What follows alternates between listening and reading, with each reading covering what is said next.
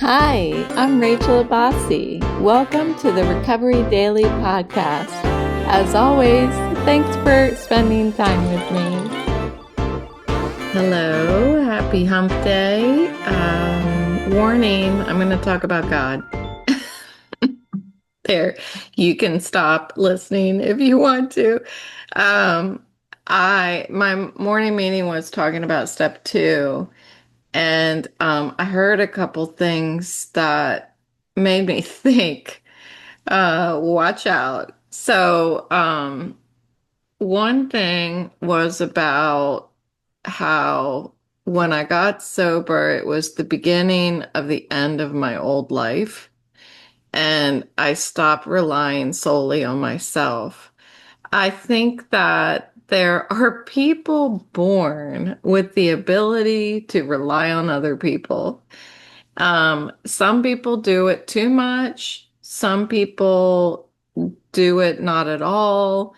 And that's why we're all different, you know? But I think that and I've mentioned this before, like the goal in my life was to be self-sufficient, right? It was to be independent. And I got to the point where it seems like when I think about it, I got to the point where I think I was trying to be self-sufficient. I was trying to be independent, and I couldn't do it without some sort of medication, and that was alcohol. So putting down the drink and becoming open-minded and humble, because I have quite an ego, to have some reliance on something outside of myself was really put me in a really vulnerable position. I had to admit that I don't have all the answers. We were at a Independence Day celebration on Saturday. I mentioned I had a friend come visit, and there was a couple of vendor booths, like people selling stuff, like crafts and stuff. And there was this like towel that said, like a kitchen towel that said something about keep your opinions to yourself while I'm cooking, or something like that. I mean, that wasn't exactly it, but you get the point. And my husband picked it up. Be- if you remember, lifetime listeners, I've talked about this. I've talked about how when I'm in the kitchen, I've really been working hard, and I feel like I've been pretty successful at accepting his help in the kitchen. And he is very comfortable in the kitchen, and he's educated in the kitchen. I'm not. I'm it's trial and error for me in the kitchen. I mean, it probably was for him for a long time, but I started a little late with all this cooking. And so when he would give me suggestions, I would get irritated, and I couldn't even hide it. So he picks up this towel. We have not necessarily talked about it extensively, the fact that I have this reaction when he tries to help me in the kitchen when I didn't ask for help. And that's something about what the towel said. But he picked it up and like had a big smile on his face and was kind of laughing.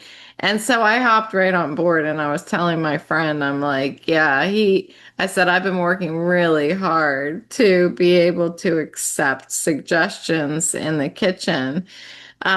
So I have to really work at admitting that I don't have all the answers. That's ego.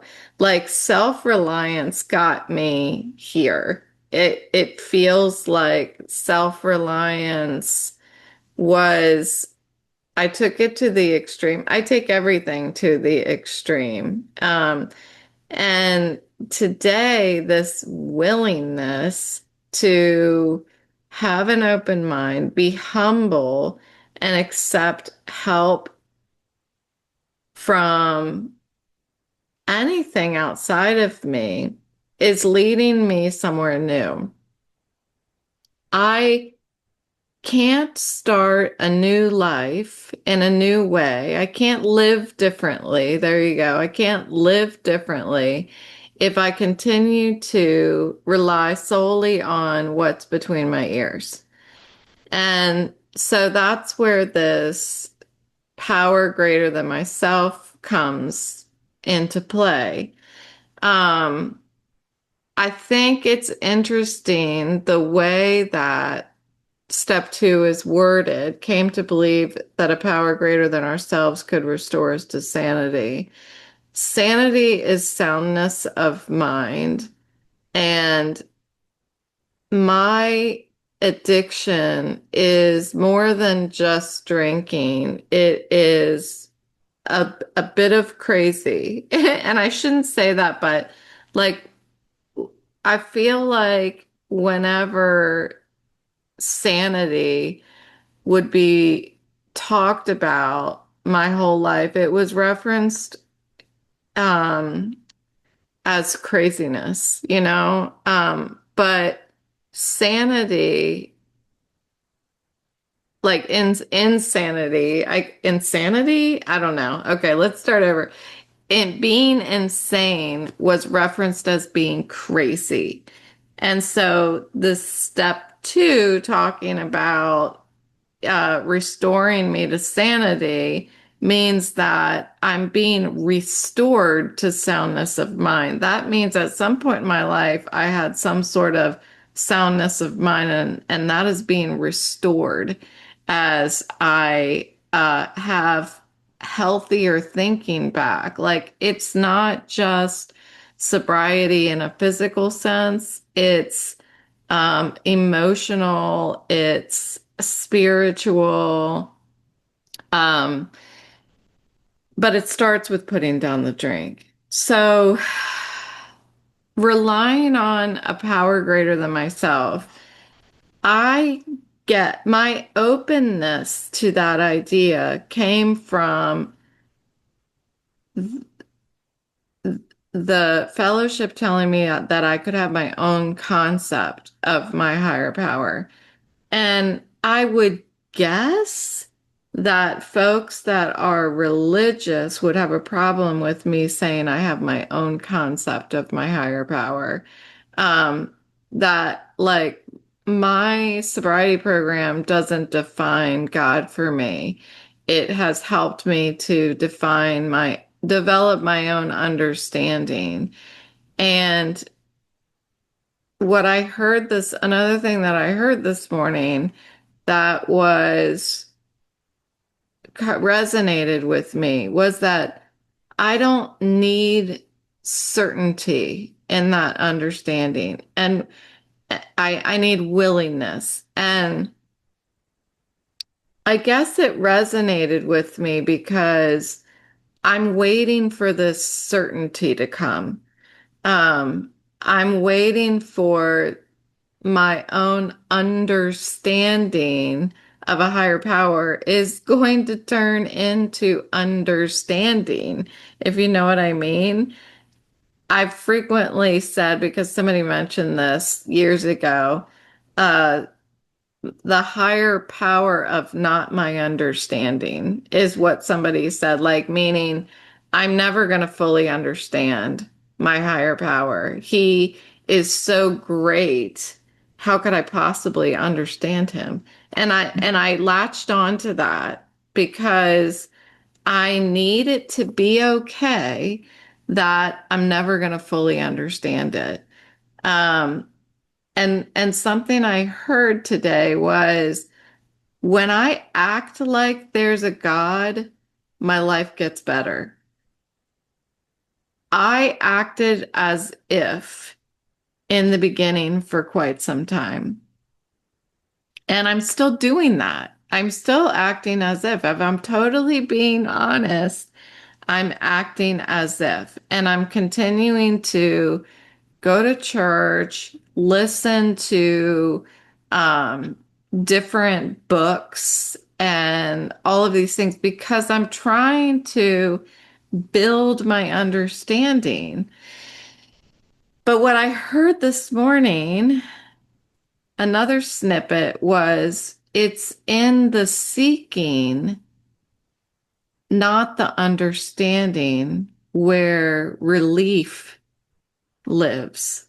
And I thought, yeah, I have felt relief since my stroke. So those of you who've been listening for a long time know that I was introduced to faith in my sobriety program.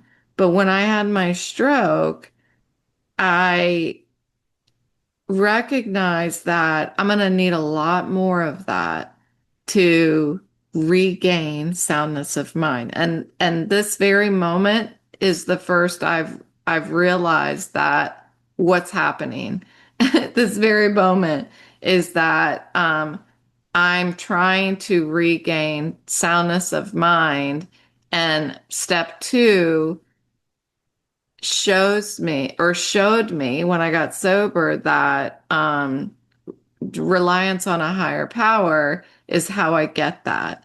So, as much as I'm constantly talking about how my recovery programs are parallel to each other, I think I just had another epiphany of why I've been so leaning so hard into trying to understand my higher power.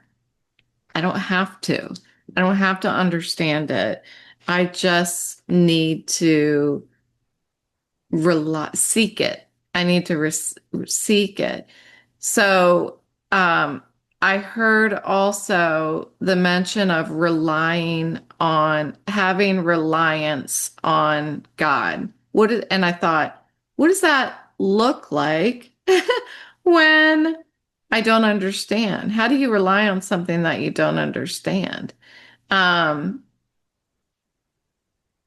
and what I'm learning is that reliance, when I don't understand, reliance on something that I'm still seeking, it's like dynamic. My whole faith journey is dynamic.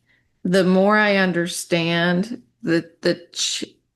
or the more I think I understand, because I'm never going to understand fully, but the more that I mold my understanding um, based on my continuous seeking, that reliance changes.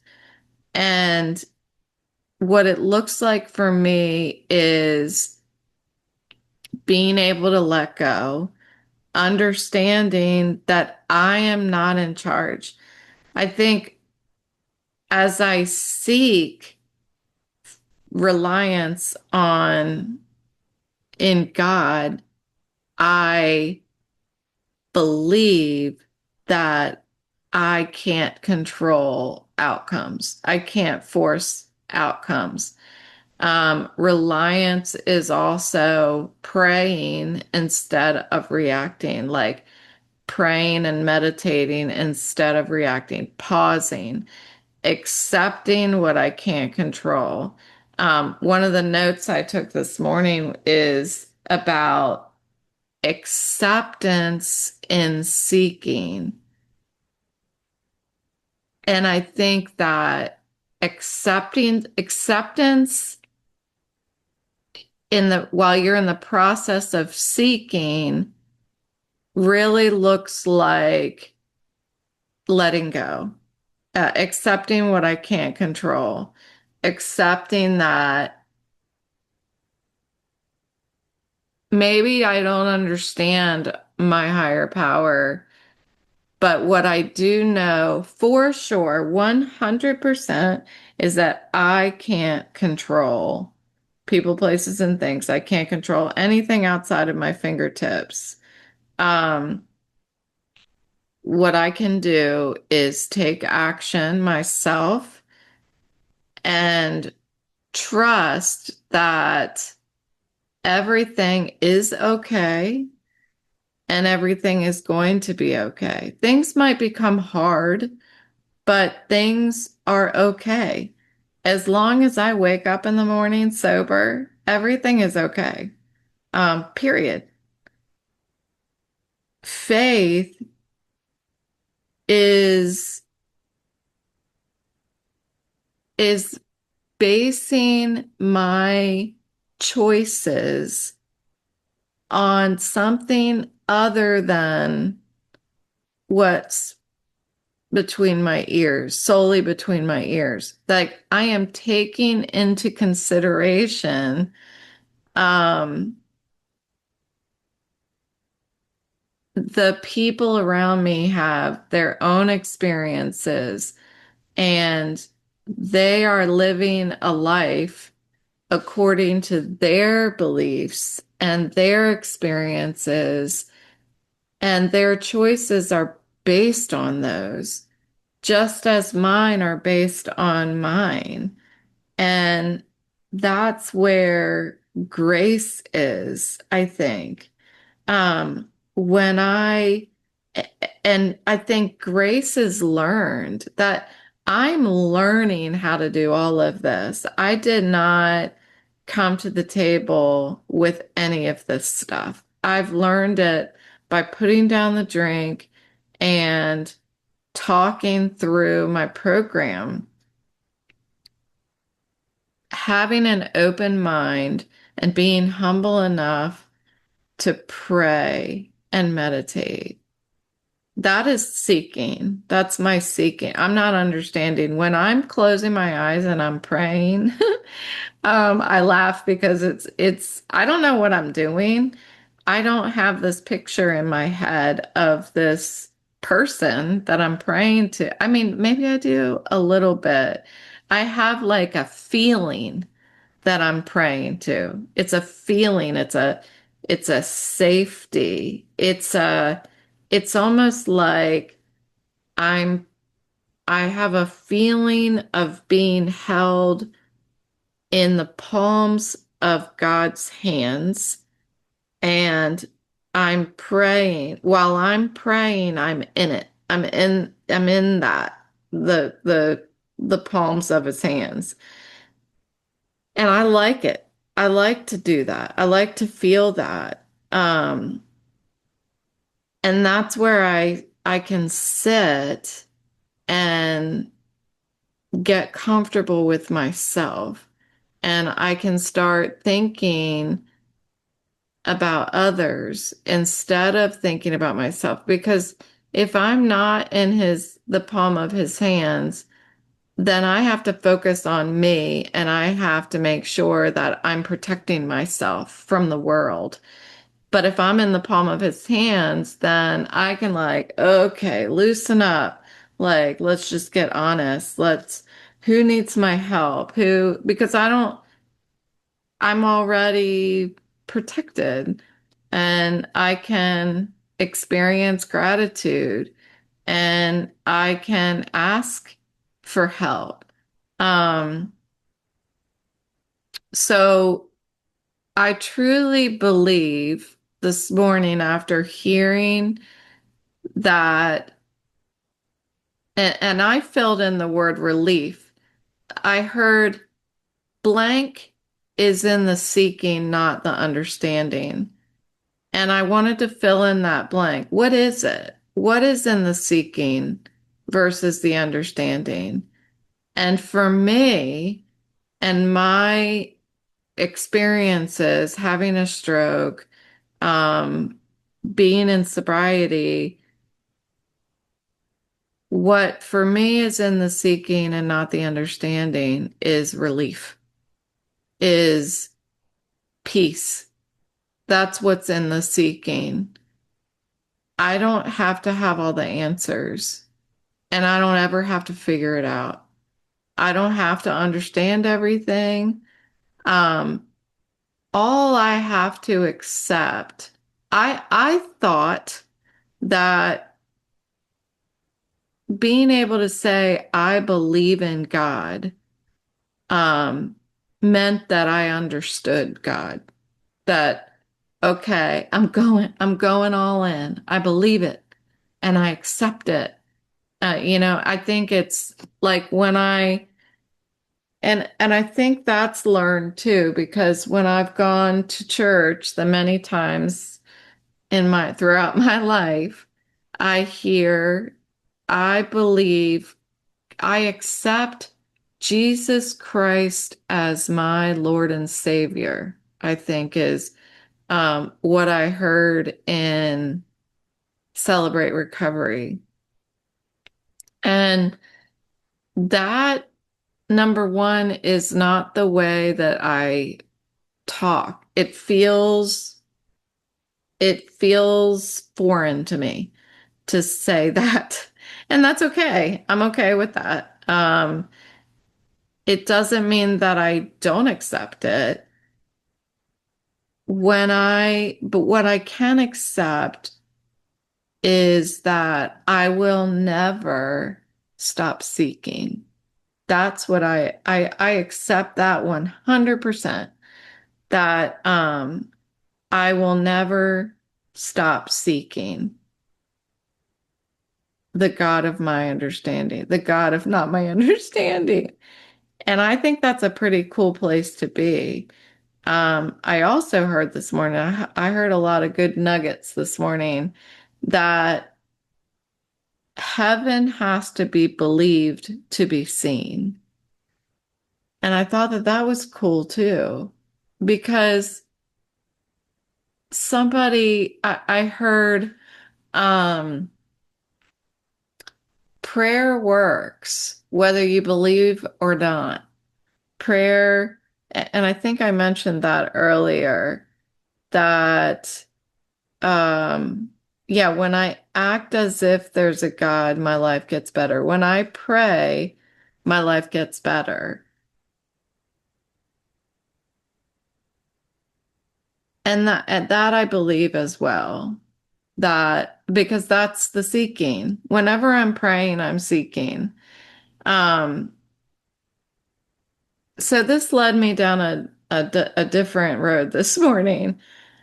I thought as soon as I heard that heaven has to be believed to be seen, I immediately started thinking about dark matter and dark energy, and how scientists don't know what it is. We can't see it and we don't know what's causing it. But yet they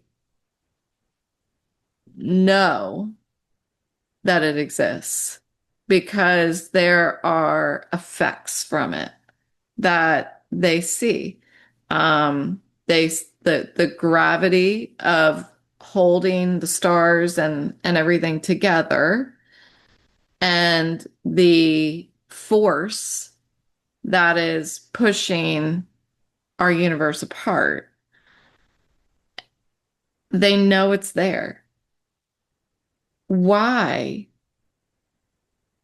don't I know for a fact that there is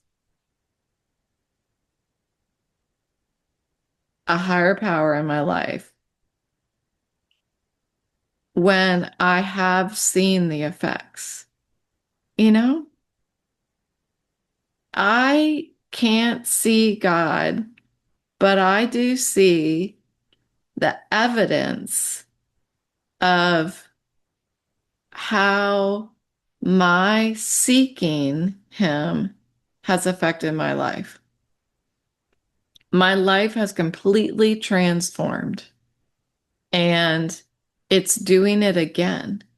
Um, when I was walking through San Francisco in early sobriety at a conference, and it was in the evening, and I needed to get something to eat, but I was afraid to stop in a restaurant because I was afraid I would drink. So I just kept walking. I realized, stopped me in my tracks, that if I'm going to go all in on believing in God, then He will know that I had a drink. And I would know that I had a drink. That is why I didn't drink that day. That alone is why I did not drink that day. My open-mindedness, my willingness, my act of seeking, which is faith, transformed my life. And today, I was like, after my stroke, I don't mean today, I mean like in the past 5 years since my stroke, I was scared and hopeless. I was so full of fear, I could not envision a future. I was afraid every day, every minute of every day. I had no hope. But when I chose to start seeking more, I regained hope and I regained soundness of mind. That seeking gave me soundness of mind. And that is what step 2 is. So this was good. This was good for me to talk through. And I appreciate you listening.